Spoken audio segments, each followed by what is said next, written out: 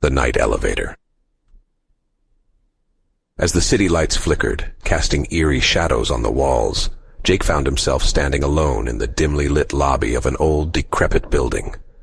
The clock had just struck midnight, and the rain outside drummed against the windows like ghostly whispers.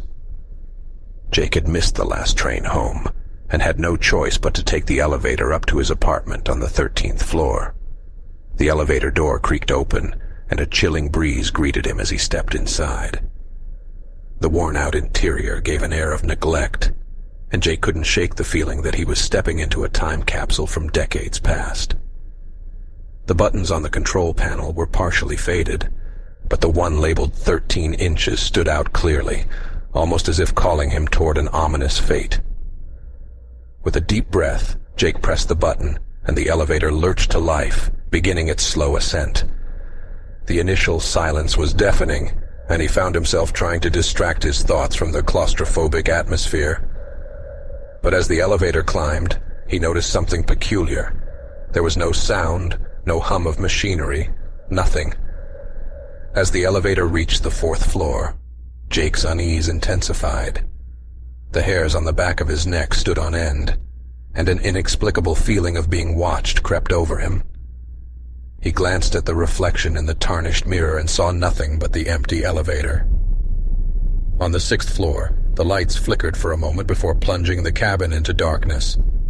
Panic gripped Jake, and he fumbled for his phone, using its weak glow to guide him.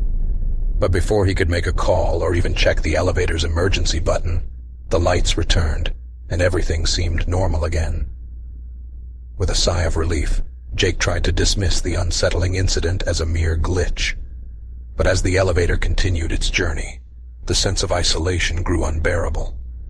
There was no sound of footsteps outside the elevator, no voices, just an oppressive silence that seemed to swallow him whole.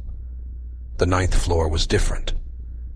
As the doors opened, Jake saw a flicker of movement outside, something he couldn't quite make out.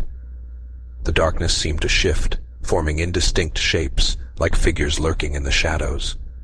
His heart pounded in his chest as the elevator doors closed once more. By the time the 11th floor arrived, Jake's nerves were frayed.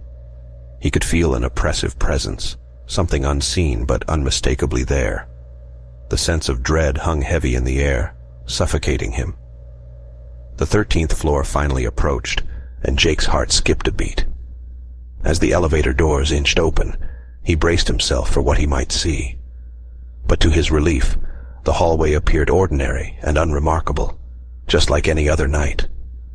He hurried out, not looking back, eager to escape the nightmarish ordeal. As he reached his apartment, Jake tried to convince himself that it was all in his head. A combination of fatigue and an overactive imagination. But deep down, he knew he had experienced something inexplicable and terrifying in that elevator. From that night on, Jake avoided the night elevator at all costs. He took the stairs whenever possible, unwilling to risk another encounter with the unknown.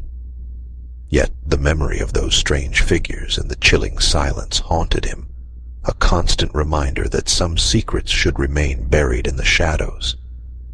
Little did he know that he wasn't the only one to experience the horrors of the night elevator. Others who had taken the same journey spoke of eerie encounters, unseen entities, and an unexplainable sense of dread. The night elevator remained a dreaded enigma, a portal to a realm where reality and the supernatural converged. And as the clock struck midnight each night, the elevator's doors would creak open, inviting the brave, the curious, and the foolhardy to step inside and face their darkest fears.